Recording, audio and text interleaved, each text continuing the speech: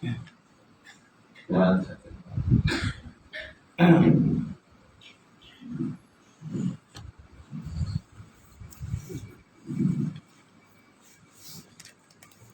baik, silakan pengajian kita pada malam ini dengan kita sama-sama membaca Al-Quran. Ila hadratin Nabi Muhammad Mustafa Rasulullah sallallahu alaihi wasallam wa ala alihi wa sahbihi Al-Fatihah. A'udzu billahi minasy syaithanir rajim. Bismillahirrahmanirrahim. Alhamdulillahi rabbil alamin. Ar-Rahmanir Rahim. Maliki yaumiddin. Iyyaka na'budu wa iyyaka nasta'in. Ihdinas siratal mustaqim. Siratal ladzina an'amta 'alaihim ghairil maghdubi 'alaihim waladdallin.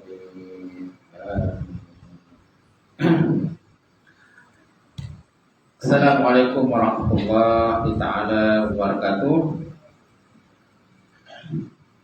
Alhamdulillahilladzi nahmaduhu wa nasta'inu wa nasta'hdi wa na'udzu billahi min shururi anfusina wa min sayyiati a'malina. May yahdihillahu fala mudilla lahu wa may yudlil fala hadiya lahu. Asyhadu an la ilaha illallah wahdahu la syarika lahu wa asyhadu anna Muhammadan 'abduhu wa rasuluh. Allahumma shalli wa sallim ala sayyidina wa nabiyina wa habibina wa maulana Muhammad wa ala alihi wa sahbihi wa man tabi'a bi da'watihi wa sanna bi sunnatihi ila yaumil. Rabbi shrah li sadri wa yassir li amri wa hlul 'uqdatam min lisani yafqahu qawli. Subhanaka la ilma lana illa ma 'allamtana innaka antal alimul hakim. Wala haula wala quwwata illa billahil aliyyil azim. Allah Subhanahu wa ta'ala fil Qur'anil Karim. A'udzu billahi minasy syaithanir rajim. Bismillahirrahmanirrahim. Qul hal yastawil ladzina ya'lamuna wal ladzina la ya'lamun. Innama yatadzakkaru ulul albab. Sallallahu alaihi. Kata Muhammad Muhammad, adakah sama orang-orang yang berilmu dan orang yang tidak berilmu? Biasanya orang-orang yang menerima peringatan daripada Allah Subhanahu wa taala itulah orang-orang yang diberikan akal yang sempurna oleh Allah. Qala Nabi sallallahu alaihi wasallam, la yu'minu ahadukum hatta hawahu tab'an lima jitu bi. Yang bermaksud tidak sempurna dari masalah seorang kamu sehingga hawa nafsunya akur pada apa yang baru. Kata Rasulullah SAW. Yang saya hormati, sembilan Fadil Imam kita, kemudian sembilan Tuan Bilal, kemudian pengurusi masjid dan pengurusi masjid, Tuan Haji dan Tuan Hajah, sidang jemaah muslimin muslimat yang dirahmati Allah Subhanahu wa taala. Alhamdulillah kita memuji Allah Subhanahu wa taala. Karena pada malam ini kita dapat bersama lagi untuk kita sambung kitab tentang penakahan nikah kahwin ke surat boleh kita juzuk yang keempat 111 surat 111. Baik, kita lihat pada rukun akad nikah. Nikah mempunyai 5 rukun, yaitu pertama lafaz atau sighah, lafaz nikah atau sighah. Yang kedua isteri, yang ketiga suami, yang keempat wali. Yang keempat wali dan yang ketiga, yang kelima 2 orang sah, yang kelima 2 orang saksi. Itulah 5 rukun nikah lah. Senang dia. Dia macam Islam. Islam dia 5 perkara kan. Nikah pun 5 perkara lah. Dengan tambah 6 pula. Macam tu. Okay. Dan mana tahu kita besok nikah lah balik ni tahu. Laki lah. Macam tu. Puan tak tanya. Laki yang tanya. Baik. Surat 111 apa? Rukun akan nikah. Jadi nikah mempunyai 5 rukun. Iaitu lapas nikah, yang kedua isteri, ketiga suami, keempat wali, yang kelima 2 orang saksi. Baik, jadi yang pertama, rukun nikah yang pertama ialah lapas akad nikah ataupun sirah. Sirah dalam bahasa Arabnya sirah orang. Bahasa kita Melayu ni lafaz. Lafaz tu sebenarnya bahasa Arab. Lafaz itu bahasa Arab. Al-kalam wal lafzu. Kan? Al-kalam wal lafaz, al-mufid, al-murakkab al-mufid. Kan? Jadi lafaz ni kita sebenarnya banyak ambil bahasa Arab. Lafaz, kita kata lafaz akad nikah. Lafaz tu pun bahasa Arab. Akad ni pun bahasa Arab. Akdul. Kan? Nikah bahasa Arab juga. Mana bahasa kita bahasa Melayu mana? Jadi semua cedok daripada bahasa Arab. Baik, lafaz akad nikah bermaksud ijab. Ijab ataupun terima lah. Ijab mana? Ijab ni mana? Menyerahkan. Ijab daripada wali dan qabul terima daripada pengantin lelaki. Kata lafaz ijab ialah pertama seperti aku kahwinkan engkau. Aku kahwinkan engkau dengan anak perempuanku dan aku nikahkan engkau dengan anak perempuanku. Seperti aku nikahkan engkau dengan anak perempuanku dan aku nikahkan engkau dengan anak perempuanku. Kahwin atau nikah malah. Nikahkan engkau atau kahwinkan engkau dengan anak perempuanku. Sementara contoh lafaz qabul, lafaz terima pula ialah aku terima nikahnya anak perempuanmu atau aku terima nikah anak perempuanmu. Itu dah kira qabul tu dah terima lah. Dah terima. Cuma kita di negara kita ni kena sebut mas kahwin kan, dengan mas kahwinnya sebanyak. Gitu. Sebut mas kahwin itu sunat lah sebut mas kahwin. Sebenarnya bila pengantin lagi sebut saya terima nikah, itu pun tak okey lah. Kalau nak kira lah qabil tu, kata aku qabil tu, aku terima nikahnya, maka dah kira sah.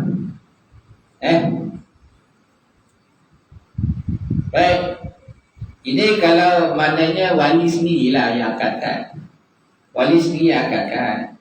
Ada masa wali berhalangan nak akadkan. Mungkin dia pun, wali pun gagap juga. Gementar betul kan. Tengok pula orang ramai. Dia tak biasa lah depan orang ramai ni. Jadi dia pasing lah kat turun nikah, kat imam. Gitu. Bila dah pasing ke imam, dia punya lapas tu beza sikit. Imam pun kata saya nikahkan engkau dengan si Fulanah bin si Fulan yang mana telah berwakil wali. Dia wakil wali, telah wakil wali papanya kepadaku dengan mas kemia sebanyak 200 ringgit tunai. Dia mesti sebut berwakil wali. Sebab apa? Sebab nikah ni bukan wali yang sebenar. Wali sebenarnya ayah dia, kan, atau abang dia, atau atuk dia. Jadi kalau ayah dah tak ada, abang lah, abang tak adik-adik. Kan, kalau adik-adik pun tak ada, jatuhlah pada datuk. Kan, sebenarnya kalau ikutkan taraf ayah dengan datuk ni satu level lah. Yang pertama ayah, lepas itu datuk. Datuk tak ada, barulah adik-adik. Adik-adik tak ada, barulah anak pada adik-adik. Anak adik-adik tak ada, cucu pada adik-adik. Cucu adik-adik tadi. Kalau tak ada, barulah pergi pada pakcik. Kan? Jadi kalau semua-semua tu, katanya pakcik kata, saya pun berhalangan, saya pasing ke imam lah. Bila pasing ke imam, dah imam lain dia punya sebutan sikit lah. Saya nikahkan kau dengan si Fulanah, si Fulan dengan yang mana telah berwakil wali oleh walinya padaku, dari pakciknya padaku, dengan mas kahwin sebanyak RM200 itu tunailah. Okey? Atau kalau berwakil wali. Kalau wali hakim, dia tak perlu sebut wakil wali. Saya nikahkan kau dengan si fulanah bin fulan dengan mas kawinnya sebanyak RM200 tunai. Itu kalau wali hakim lah. Wali hakim dia tak perlu sebut anakku. Apa nak sebut anak? Bukan anak dia. Dia anak dari segi anak dari segi kalau zuriat keturunan tu anak lah kan. Ini bukan zuriat keturunan dia. Cuma sebabkan perempuan tu kata wali, dia jatuh wali hakim. Jadi bila jatuh wali hakim, jadi wali hakim ni dia tak akan sebut anakku. Dia hanya sebut saya nikahkan kau dengan si fulana bin fulan dengan mas kahwinnya RM200. Macam tu je. Ya, ada. Baik. Lihat semula, jika lapas kabul daripada pengantin lelaki mendahului ijab daripada wali, hukumnya adalah sah. Kerana lafaz akad nikah itu sama ada dahulu atau kemudian tetap mencapai maksud yang sama. Nampak? Tetap mencapai maksud yang sama. Jadi maksudnya pengantin lelaki sebut dulu, saya terima nikahnya. Lepas tu baru bapak dia sebut, saya nikahkan kau. Boleh ke? Boleh. Dia kata boleh. Jika lapas kabul daripada pengantin lelaki didahulukan daripada lapas ijab daripada wali, hukumnya adalah sah. Kerana lapas akad nikah itu sama ada dahulu atau kemudian tetap mencapai maksud yang sama. Boleh. Tapi orang kata okap mana lah. Okap foto lah masih lagi tak mau nyompek kan. Bapak belum sebut popo dia dah, saya terima nikahnya. Ada pula yang poin dia kata sah, dia kata. Dia pula sebut sah. Yang sah ni sebut wali, saksi yang sebut sah.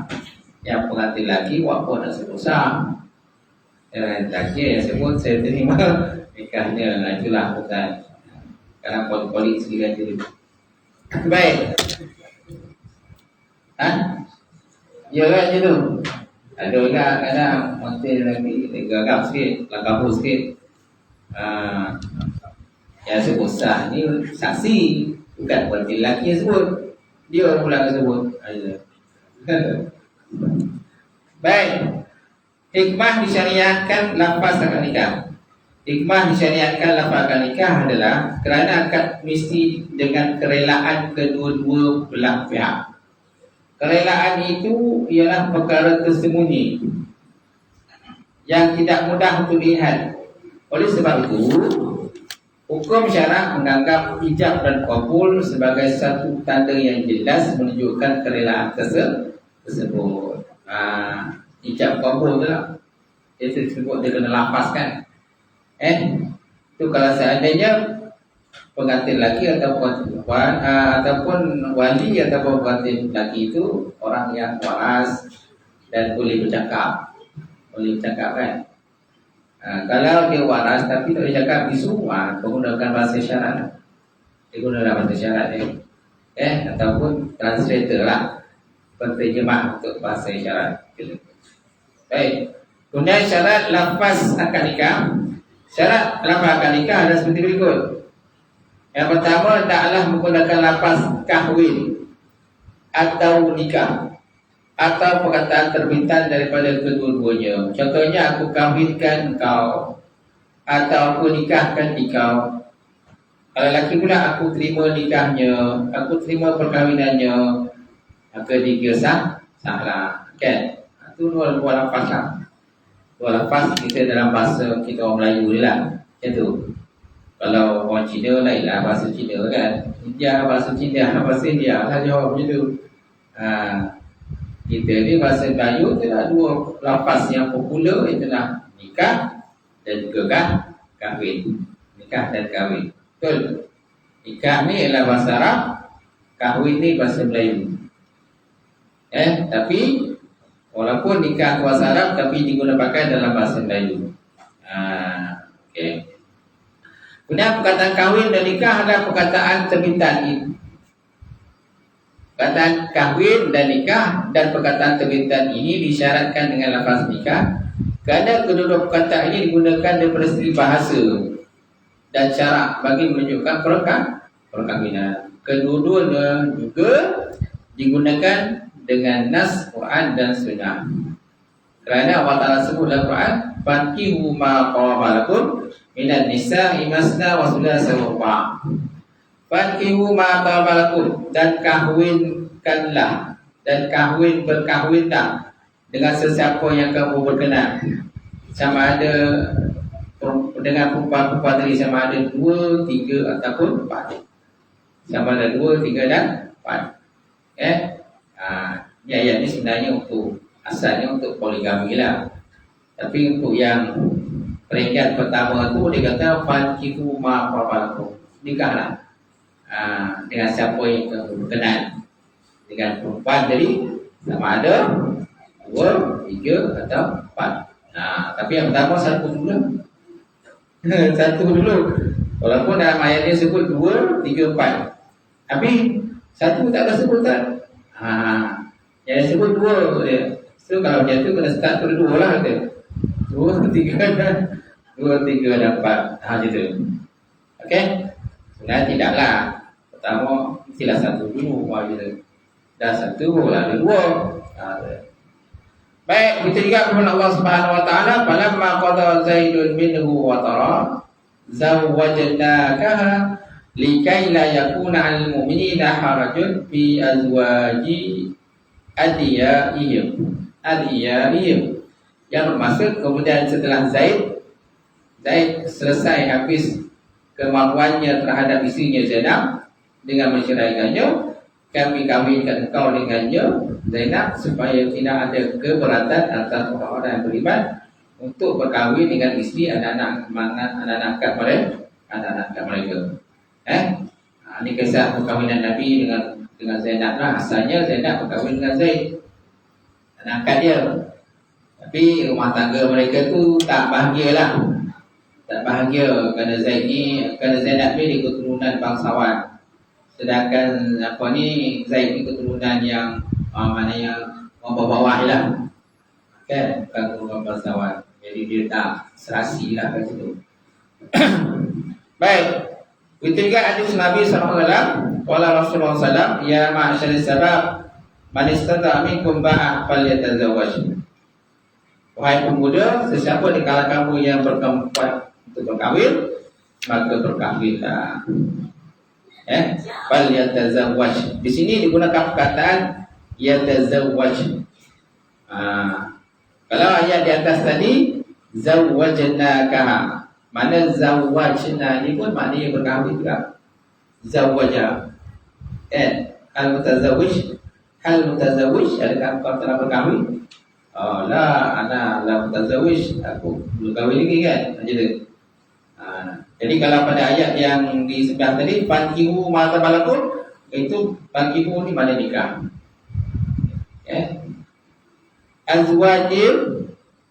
Azwaj makna isteri lah je tu. Falyatazawwaj, maka hendaklah berkahwin. Baik. Jadi yang kedua, lepas akad nikah atau kahwin dengan ijab dan kabul dan bakal suami pula menjawab aku terima, maka perkahwinan belum berlaku. Jika bakal suami berkata kahwinkan aku dengan anak perempuanmu, dan wali pun menjawab aku terima, perkahwinan ini juga tidak berlaku. Nikahkan kau dengan anak perempuanku. Aku nikahkan kau dengan anak perempuanku. Dan bakal suami pula menjawab aku terima, maka pernikahan itu belum berlaku, belum berkahwin. Jika bakal suami berkata kahwinkan aku dengan anak perempuanmu, dan wali pun menjawab aku terima, perkahwinan ini juga tidak berlaku. Hal ini ada kedua pihak tidak jelas, tidak jelas dengan penggunaan lafaz kahwin dan ataupun nikah. tak jelas penggunaan lafaz kahwin ataupun nikah. Kata situlah. Okey. Cuma yang atas ni dia tak terangkan kenapa macam tu. Sebab kata aku nikahkan kau dengan anak perempuanku, dan bakal suami menjawab aku terima, maka perkahwinan. Tapi kalau ikutkan bolehlah. Kalau ikutkan boleh gitu. Tapi sini tak kata tak boleh. Dia kata lafaz tak jelas gitu. Baik. Kemudian lafaz akad nikah dengan bahasa selain bahasa Arab macam mana? Sah akad nikah dengan bahasa lain selain bahasa Arab, walaupun bakal suami atau wali boleh berbahasa Arab. Hal ini adalah kerana mengambil kira maknanya sahaja, yang tiada kaitan dengan i'jaz. I'jaz sebagaimana Al-Quran. Oleh itu memadai menggunakan terjemahannya. Bolehlah kita gunakan terjemahan kahwin kan, aku nikahkan kau. Tapi biasa bermula aku nikahkan kau. Aku nikahkan kau. Aku kahwinkan kau. Ada sebab tempat tu aku nikahkan kau dan aku kahwinkan kau. Sebab tempat dia kata aku nikahkan kau, cukuplah. Tak? Kita panggil nama dia Ali bin Abu, maka Ali bin Abu pun jawab, saya nikahkan kau dengan Fatimah binti Abu Bakar, yang mana bapanya telah mewakili wali kepadaku dengan mas kawin sebanyak 200 ringgit tunai. Maka pengantin lagi itu jawab, saya terima nikahnya Fatimah binti Abu Bakar ni kan, dengan mas kawinnya sebanyak 200 ringgit tunai. Itu lah. Simple dia. Itu. Tak usah nak pening sangat, susah pun boleh beli sangat. Dia kadang ayat pun boleh-boleh. Nya tu banyak kali kan, nya bukan kali nya. Baik. Jadi sah nikah dengan bahasa lain selain bahasa Arab, walaupun bakal suami dan wali belum boleh berbahasa Arab. Hal ini adalah kerana mengambil kira maknanya sahaja, yang tiada kaitan dengan i'jaz sebagaimana Al-Quran. I'jaz ni maknanya kemukjizatan Quran lah. Oleh itu memadai menggunakan terjemahannya. Kemudian lafaz akad nikah dengan bahasa kiasan macam mana? Bahasa kinayah. Tidak sah akad nikah dengan bahasa kinayah atau kiasan, walau dalam apa-apa bahasa sekalipun. Lafaz kiasan atau kinayah ialah lafaz yang membawa makna kahwin dan boleh juga bermakna kepada makna yang lain yang selain daripada kahwin. Contohnya, aku halalkan anak perempuanku kepadamu, atau aku berikan anak perempuanku kepadamu. Contohnya, aku halalkan anak perempuanku kepadamu, atau aku berikan anak perempuanku kepadamu. Hal ini adalah kerana lafaz kiasan dia menunjukkan kepada niat. Niat terletak di hati, dan lafaz akad nikah disyaratkan dengan saksi, sedangkan para saksi pula tidak mengetahui niat yang ada dalam hati, sama ada wali ataupun pengantin dia kan, untuk memastikan kedua belah pihak benar-benar berniat nikah ataupun yang lainnya. Jadi maknanya tidak sah lah. Tidak sah dalam bentuk kias-kias itu. Apa nak kias-kias, dia dah sebut. Nak nikah kan? Nak nikah pun nak kias-kias pula. Kalau dalam bab talak dia ada kan, itu boleh kias. Dalam bab talak dia ada lafaz soleh, lafaz hidayah, lafaz kias-kias tu. Kalau lafaz kias ni nanti hakim tanyalah, betul tak kau berniat untuk menceraikan isteri kau? Tapi dalam bab nikah, lafaz nikah ijab qabul tidak boleh main kias-kias. Dia dah sebut apa nak kias-kias kan? Itu. Contohnya, aku halalkan anak perempuanku kepadamu, kata wali tadi. Atau aku berikan anak perempuanku kepadamu. Kan? Itu tak boleh. Sebab dia lafaz ni tak jelas. Dia pun lafaz kinayah ataupun kiasan saja. Jadi benda kiasan ni kena tengok ke hati pula. Jadi saksi takkan nak tanya pula wali tadi, betul tak kau ni niat nikahkan anak kau ni? Gitu.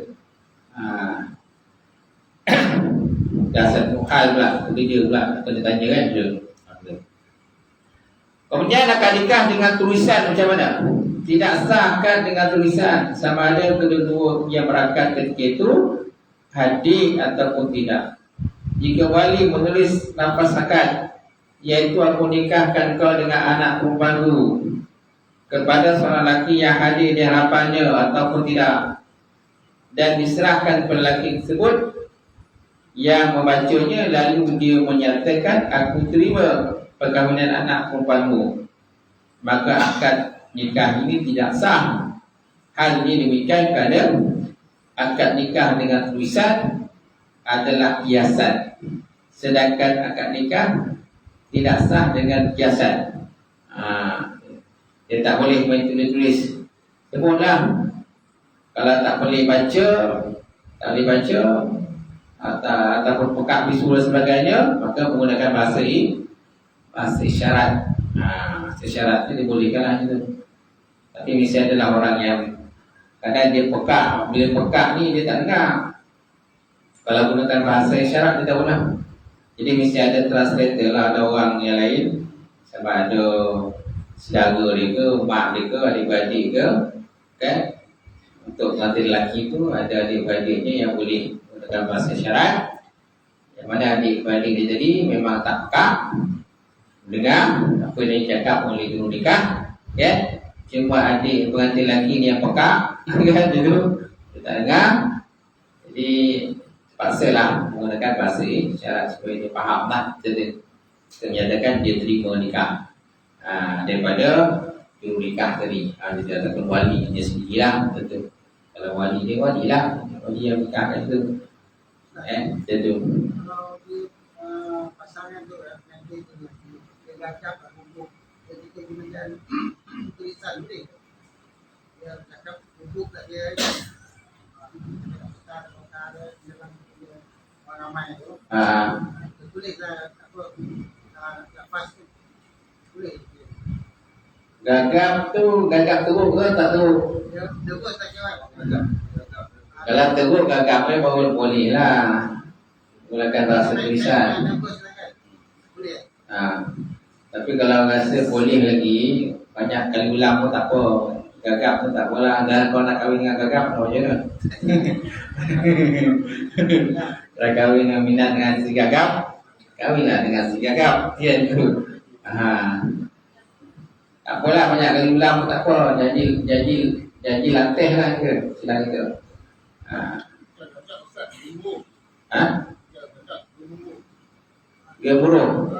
Gemuruh sudah pergi mandi dulu lah.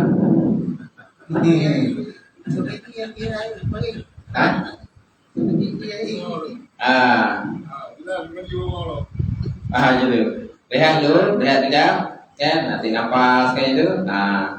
Lepas tu akan balik. Dia gugur kan itu. Kan? Jadi benda gugur ni boleh di settle down kan? Settle down kan, tapi dia ambil masa sikit lah, gitu. Nilai jam gitu, lepas itu barulah akan nikah balik. Okay? Kalau jam tu juga gugur, payah agak je tu. Tengok pula orang ramai dan sebagainya gitu.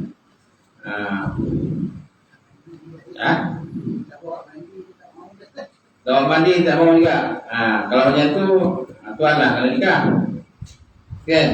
Dah ganti tak ada nikah, macam tu. Kasi saya imam lah nikah. Aduh. Baik. Kena ambil masa sikit lah, gitu. Dan kalau boleh janganlah ramai banyak orang. Rosak dalam kan, nanti jadi hukum tu. Kasih lapang sikit suasana dalam tempat akad nikah tu. Asal lain kadang kita tak boleh nak tahan orang. Tengok pula pengantin gugur, baik kau lagi syukur tengok. Tengok mati gagap lagi syukur tengok. Baik. Jadi ulang semula, tak sah akad nikah dengan tulisan sama ada kedua-duanya yang berangkat ketika itu hadir atau tidak. Jika wali menulis lafaz akad, iaitu aku nikahkan kau dengan anak perempuanku kepada seorang lelaki yang hadir di hadapannya ataupun tidak, dan diserahkan kepada lelaki tersebut yang membacanya, lalu dia menyatakan aku terima perkahwinan anak perempuanku, maka akad nikah itu tidak sah. Hal ini demikian kerana akad nikah dengan tulisan adalah kiasan, sedangkan akad nikah tidak sah dengan kiasan. Ini untuk kes-kes yang memang wali itu memang dia boleh bercakap, dan pengantin lelaki itu boleh bercakap. Apa nak pakai tulisan? Tulisan ni memang kalau boleh, kalau memang lelaki itu tak boleh cakap, wali pun bisu semua tak boleh. Itulah cara dia menggunakan bahasa tulisan macam tu, ataupun menggunakan bahasa isyarat. Lebih mudah sesyarat. Belakangnya dia akad nikah orang bisu dengan isyarat yang dipahami. Ini kalau orang bisu, sah akad nikah isyarat orang bisu yang dapat dipahami, yang tidak memerlukan kemahiran orang tertentu untuk memahaminya. Isyarat ini adalah sama dengan lafaz yang berterus terang. Jika isyarat itu tidak dipahami kecuali orang tertentu saja, maka akad nikah tidak sah. Hal ini demikian kerana isyarat yang suka dipahami adalah sama dengan kiasan, sedangkan akad nikah tidak sah dengan bahasa kiasan. Mesti ada orang yang faham lah, macam tu, yang boleh translatekan kat situ. Salahkan imam tak faham ni, aku bodoh dia jawab ni menurutkan syarat. Jadi imam pun kena tahu juga sikit lah. Imam, kemudian saksi, kita dah tahu sikit bahasa syarat ni. Tak faham. Tidak pun tahulah maknanya terima nikah. Maknanya pengantin lelaki itu terima nikah, dan walinya ataupun imam sendiri yang menikahkan itu. Biasa imam jarang nak bisu kan. Kalau imam bisu tak layak nak jadi imam. Betul tak? Imam mana ada bisu. Kalau imam bisu marahlah. Macam mana pula dia jadi imam nanti? Sembahyang Jumaat, sembahyang harian kan, dia sembahyang 5 waktu, dia bisu macam mana tak layak lah. Jadi yang kata boleh katakan tak pernah lah kita jumpa imam ni bisu. Mestilah imam ni boleh bercakap. Yang menjadi masalahnya ialah pengantin. Pengantin lelaki tu sama ada pengantin lelaki bisu ataupun dua-dua bisu. Mana pengantin perempuan pun bisu, pengantin lelaki pun bisu. Dan jodohlah dengan si bisu, kan, kedua bisu. Ataupun pengantin lelaki bisu, pengantin perempuan tak bisu. Ada juga macam tu. Boleh. Ataupun pengantin lelaki pekak, pengantin perempuan pun pekak, duduk pekak, begitu. Baik. Kemudian ijab kabul naklah berturutan. Antara lafaz syarat nikah ialah ijab kabul oleh wali dan kabul daripada pengantin lelaki secara berterusan ataupun berturutan. Jika wali berkata, aku kahwinkan kau dengan anak perempuanku, dan selepas tempoh yang lama barulah pengantin lelaki menjawab, aku terima nikahnya, maka nikah itu tidak sah. Hal ini adalah kerana terdapat pemisahan yang lama antara ijab dan qabul. Menung pula pengantin lelaki kan, menung kan, tak terima ke tak terima, tak terima kan, macam tu. Ataupun berangan lah tu, ni nikah ni kan, berangan tu. Dan kalau serogah kan pun jawab, saya terima nikahnya. Macam tu. Dia tak boleh lah. Tak boleh. Kau nak nikah, apa kau nak berangan pula. Kau mesti dengar dengan jelas lah apa yang disebut oleh turun nikah ataupun wali dia tadi. Jadi kalau menung dulu, mana daripada segi huruf tu memang nampak jelas lah pengantin lelaki ni dia menung dulu kan. Semua ramai mata semua tengok dia si menung dulu, terima nikahnya. Jadi kat situ terdapatnya pemisahan yang lama antara ijab dan qabul. Itu tidak sah. Dalam tempoh yang lama ini ada kemungkinan wali menarik ijab qabulnya semula. Nampak? Jadi kemungkinan disebabkan pengantin lelaki ni mondong ya. Maka wali pun tarik wali, tak jadilah pernikahan. Jadi kemungkinan boleh berlaku lagi lah. Adapun diam yang sekejap antara ijab dan qabul seperti bernafas, menarik nafas atau bersin dulu. Kan? Itu tidak merosakkan akad nikah. Dia tak merosakkan akad nikah. Okey, pada bernafas sekejap lah. Mungkin mencungap kan gitu. Maklumlah jalan jauh tadi. Rumah batu perempuan jauh pula terbukit dah tu. Rumah batu perempuan terbukit, tinggi dah bukit tu. Monet lah manjat bukit tu. Sampai kereta tu dah ongeng lah. Jadi dia nak terima waktu akan nikah tu, dia nak terima tu kan dia somput dah dulu kan. Gitu. Okay? Jadi kemungkinan tidak sah lah. Berlaku tidak sah kerana pemisahannya lama. Dia mesti pemisahannya sekejap je. Gitu. Baik. Ulang semula. Ijab dan qabul naklah berterutan. Antara syarat lafaz akad nikah adalah dengan ijab oleh wali dan qabul oleh pengantin lelaki secara berterutan. Jika wali berkata, aku kahwinkan kau dengan anak perempuanku, dan selepas tempoh yang lama pengantin lelaki menjawab, aku terima nikahnya, maka akad nikah itu tidak sah. Hal ini kerana terdapat pemisahan yang lama antara ijab dan qabul. Dalam tempoh yang lama ini ada kemungkinan wali menarik semula ijabnya. Adapun diam yang sekejap antara ijab dan qabul seperti bernafas sekejap atau bersin tidaklah merosakkan akad nikah tersebut. Boleh. Kemudian kelayakan kedua-dua yang berakad masih lagi kekal sehingga sempurna lafaz akad nikah. Setelah wali berkata, aku kahwinkan kau dengan anak perempuanku, dia pun menjadi gila atau pingsan sebelum pengantin lelaki melapaskan qabul. Jika pengantin lelaki menerima ijab tersebut dalam keadaan wali seperti ini, maka pernikahan itu tidak sah. Kan? Mana hilang kelayakan lah. Hilang kelayakan sebagai wali. Sebab apa? Wali dia jadi tiba-tiba gila ataupun tiba-tiba pengsan pula wali itu kan. Tak pasal pengsan. Gabra kan. Gemuruh tu, wali gemuruh tu kan. Pengsan wali ni panggil. So macam mana? Okay? Maka pernikahan itu tidak sah.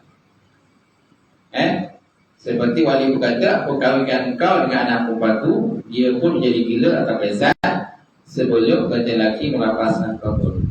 Jika pengantin lelaki menerima ijab tersebut dalam keadaan wali seperti ini, maka pernikahan tidak sah. Itu juga pengantin lelaki menyatakan, kahwinkan aku dengan anak perempuanmu. Kemudian dia pengsan. Sebelum wali menyatakan, aku kahwinkan kau dengan dia. So batallah ijab tersebut. Ini mana pengantin lelaki yang pengsan. Pengantin lelaki yang pengsan. Atau tiba-tiba jadi gila, maka pernikahan itu tidak sah lah. Akad nikah tidak sah walaupun adanya qabul. Hal ini adalah kerana seseorang daripada mereka tidak dapat meneruskan akad nikah secara sempurna. Kenapa? Kerana hilang kelayakan tadi. Hilang kelayakan sebagai wali ataupun hilang kelayakan sebagai pengantin lelaki kan. Sebab tiba-tiba pengsan, tiba-tiba mengamuk, gila dan sebagainya. Gitu. Boleh kan? Syukur kepada tu perbincangan kita. Wallahu a'lam bishawab. Ada soalan? Boleh cerita? Assalamualaikum Ustaz. Ya. Assalamualaikum. Ini yang kita sedia maklum Malaysia. Dengan mas kahwin tak diseragamkanlah. Dia nak ikut dengan apa sekian-sekian. ini sekian banyak mas kawin, ini sekian banyak mas kawin.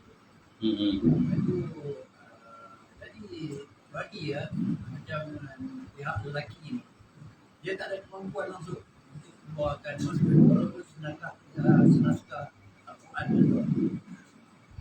Jadi dia tak ada kemampuan utama untuk adakan mas kawin. Yang kedua berkenaan dengan hantaran lah. Jadi hantaran ni adakah diamalkan zaman Rasulullah dulu, semasa zaman dan sampai sekarang. Saya berkenaan dengan hantaran ni memang tak ditetapkan lah. Tapi kalau zaman dulu masa laki saya dulu lah, saya orang Kedah. Jadi kalau ikut orang Kedah ni dulu, hantaran ni kan, bagi kita senang je, macam dengan kita sendiri pun kurang-kurangnya kita dapat menampung perbelanjaan untuk kita buat majlis tu dengan duit hantaran ni tadi. Tapi kalau ikut orang Kedah, kat sana dulu lah, itu adat dia orang lah. Jadi hantaran ni dia gunakan untuk beli perhiasan, wang emas. Jadi dia tak ambil kesempatan lah untuk menampung perbelanjaan kos majlis ni tadi. Tapi tak tahulah sama ada benda ni diamalkan masa dulu ataupun saja kita ambil kesempatan macam ni. Jadi dua perkara lah berkenaan dengan mas kahwin tadi dengan duit hantaran. Macam sekarang ni lagi menambung lah sebab keadaan semasa bagi orang yang tak ada kemampuan tu kan, banyak yang tak kahwin lah. Apa dengan syarat-syarat yang sedia ada sekarang. Jadi saya minta pandangan kepada Ustaz. Mas kahwin ni kan kita bincang wajib. Dia bukan rukun nikah, tapi wajib diberi. Walaupun daripada cincin besi, walaupun cincin besi boleh kita jadikan sebagai mas kahwin lah. Dan di Negeri Sembilan ni pun mas kahwin minimal pun 200 je, tak lama pun lah. Ada semua negeri tu RM20 kan. Ada negeri mana tu? Johor RM20.5 je, takkan tak mampu RM20.5 kan. Patutnya maknanya kau nak kahwin, lelaki nak kahwin, so kena ada persiapan lah segi kewangan tu. Kalau tidak, tak payahlah kau sebut pasal kahwin. Kau nak kahwin kan? Nah, habis tu duit tak? Tak ada duit. Kalau tak ada duit, jadi nak kahwin kan gitu. Maknanya pada paling common pun kebiasaannya lah, paling common pun RM22 ni, pada RM200 ni kebiasaannya semua dibayar. Sepanjang saya jadi pendaftar nikah tu, orang tu tak pernah pula yang tak boleh bayar RM200. Ya masalahnya itu kalau seandainya pengantin wali meletakkan mas kahwin itu tinggi, contohnya RM1,000 dia tak, itu mungkin bayar sikit lah. Wali berkeras, berkeras, kau nak nikah dengan aku, kau mesti bayar RM1,000. Sedangkan lelaki itu pun tak mampu nak sediakan RM1,000. Kalau RM200 mungkin dia boleh sediakan lah gitu. Tak macam negeri-negeri memang dari takkan, kenapa tak diserahkan? Itu negeri-negeri itu dia bawa bidang kuasa negeri masing-masing. Dia bidang kuasa negeri masing-masing, kan? Terpulang pada negeri itu sendirilah apa dia nak tentukan. Gitu. Kalau RM20, RM20 lah. Kalau kita ni memang Sembilan ni 200. Ada lebih kan? Selangor 300 kan? Ada lebih. Ada negeri-negeri tidak menentukan kadar. Ada negeri tak menentukan kadar. Seperti Kelantan dengan Terengganu, mereka tidak menentukan kadar. Serahlah berapa yang nak dibagi. Gitu. Hutang boleh Ustaz? Ya? Hutang boleh? Hutang boleh? Hutang boleh, tapi dekat sini nikah tu nanti dia akan tertulis hutang. Macam tu. Dia akan tulis tu. Sebab zaman sekarang ni kan cepat sini nikah dikeluarkan. Kalau Negeri Sembilan 1 hari. 1 hari bekerja kan. Kalau nikah sejak agama lah, maknanya kalau mau nikah pagi itu kadang dalam sejam 2 jam kan sejak nikah dah keluar lah. Kalau hutang je lah, memang dah tulis hutang lah. Bila bulan nak tukar ke jadi tunai. Jangan tetap berhutang. Okey? Sebaik-baiknya janganlah hutang gitu. Itu. Dan wali janganlah menyusahkan lah. Wali jangan menyusahkan pengantin. Kalau pengantin tak mampu, harus menyusahkan. Mudah lah benda tu. Gitu. Kemudian berkenaan dengan apa tadi? Hantaran kan? Hantaran ni memanglah tak ada disebut dengan dalam kitab dia, tak ada disebut tentang hantaran. Dia disebut makawin je. Hantaran ni fikir adat setempat. Gitu.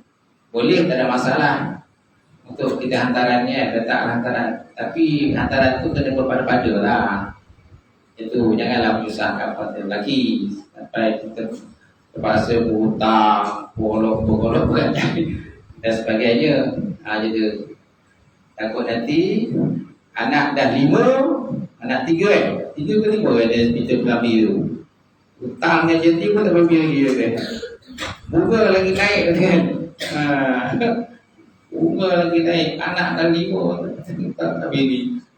Itu masalahnya lah. Semana kena faham lah sendiri antara tu. Kena pada lah gitu. Jangan letakkan harga tinggi. Pada zaman sekarang ni kadang-kadang ada jadi macam tu. Sedangkan budak perempuan tu jandam pun tak habis belajar. Jandam pun tak habis. SPM pun tak lulus. Antara sampai 20,000 mangai. Budak ijazah ambil doktor pun tak 20,000. Ada kan? Ada tipu macam tu kan. Jadi kepada tengok dengan Ustaz budak perempuan tu okey ke tak? Sesuai ke tak sesuai letak dengan harga macam tu. Okey? Kita tu. Okey?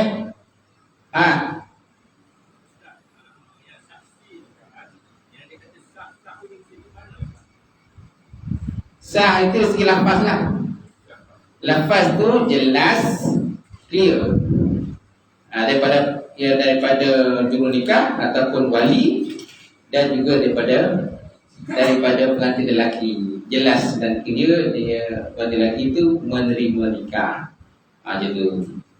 Dan tak adalah kata menung kan je tu. Tergagap dan sebagainya. Jadi maknanya saksi ni dia ada kuasa besar. Saksi kuasa ni dia punya kuasa saksi lagi besar daripada kuasa juru nikah. Kalau dia kata tak sah lah. Sampai ke malam pun tak sah. Jadi besarnya kuasa saksi ni. Jadi kalau sebelum apa berlaku, belanja saksi makan tu. Sebelum nikah tu, kasih cepat lagi kan. Kasih mudahkanlah saksi kan tu. Kalau saksi kau nak, kalau tak balas saksi bayarkan. Saksi pula berkeras pula. Dia pun saksi pun berlagak sikit. Gitu. Ada ikat tu. Tak sah, ulang. Kalau ikut pada imam dia kata dah boleh dah ni, okey dah ni. Tapi saksi kata ulang, puasa kan dengan dekat saksi lah.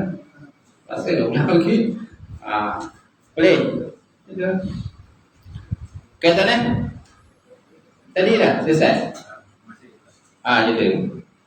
Itulah segi mas kahwin tu dah. Ada negeri-negeri hantaran, ada negeri dia mas kahwin tu dijadikan hantaran. Seperti negeri Kelantan dengan Tuan. Maknanya mas kahwin tu terus direct jadikan mas kahwin. Hantaran terus jadikan mas kahwin. Maknanya kalau hantarannya contohnya 10,000, maknanya mas kahwin tu jadi 10,000 lah. Dia tak adalah nanti dihasilkan. Ada lagi.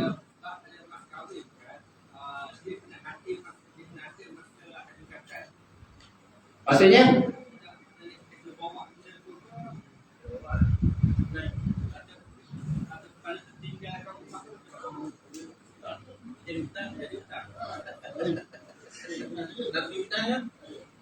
Dia kalau mas kahwin tu dia dah transfer awal-awal, tak ada masalah.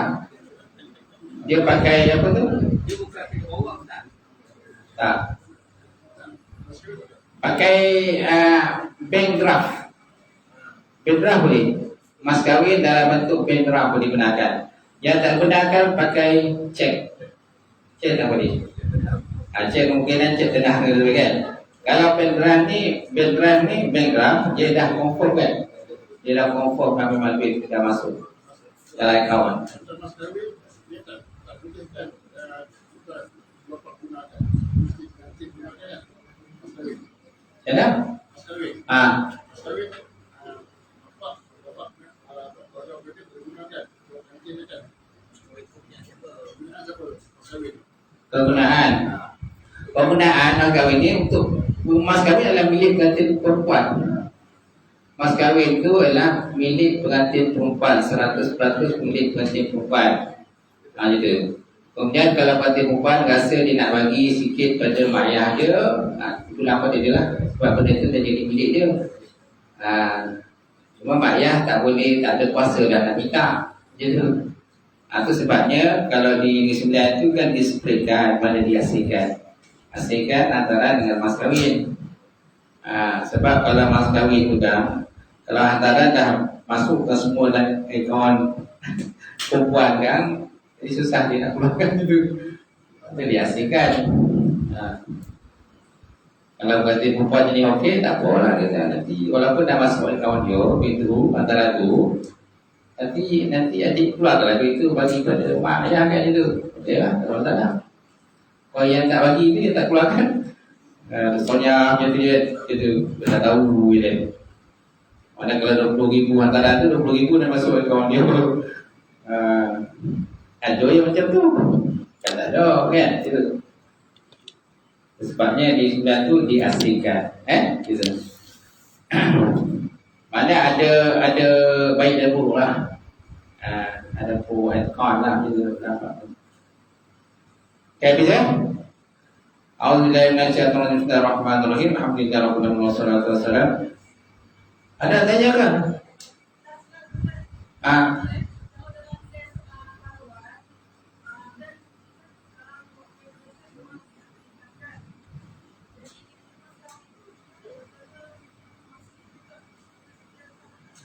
Haluan.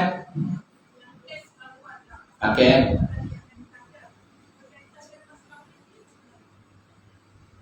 Mas kahwin dia.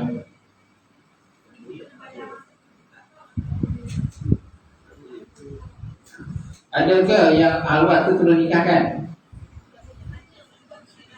Sebaiknya jangan nikahkan dulu. Kena settlekan dulu lah. Kena settlekan dulu. Maknanya kalau haluan ni kan dia kena bayar dulu denda tu, masuk mahkamah dulu, bicara dulu semua kan.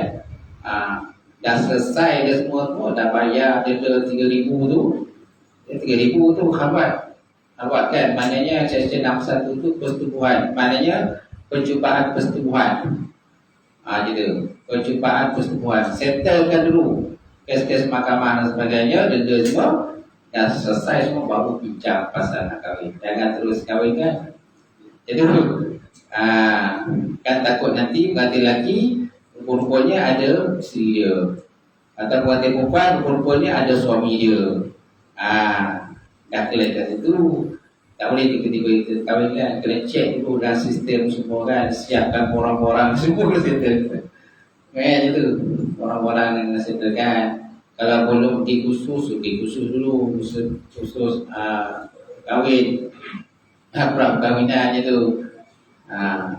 Tak boleh kita tiba-tiba nikahkan. Walaupun mungkin wali dia ada kat situ. Wali dia ada, berarti lelaki ada, berarti perempuan ada, juru nikah ada, imam ada. Tapi masalahnya korang tak ada. Siapa yang keluarkan perkara nikah? Boleh didenda lah. Mana-mana yang orang-orang yang bernikah tanpa kentara boleh didenda lah. Sebab nikah tanpa kentara. Kena settlekan dulu. Masalah kalau dia khawatir kena settlekan mahkamah secara semua, dah settle semua, baru boleh bicara pasal nikah orang. Okey? Alright. A'udzubillahi minasyaitonir bismillahirrahmanirrahim. Alhamdulillahirabbil alamin wassalatu wassalamu ala asyrofil wa ala alihi washabbihi ajmain. Allahumma shalli ala nabiyyina wa yakin al-sadiqa ma'al taqabbala. Wariskan halalan mubarakatan katsirah. Wasiyan ya alim. nawalana qulubana bi nuri ma'rifatika wa rahmatika. Allahumma baghna bidin, Allahumma baghna bidin. Allahumma ja'al hadza jam'an marhuma wa tafarraqna min ba'dihi tafarraqan maksuma. Rabbana atina fid dunya hasanah wa fil akhirati hasanah wa qina azabannar. Subhana rabbika rabbil izzati amma yasifun wa salamun alal mursalin walhamdulillahi rabbil alamin. Barakallahu fiikum.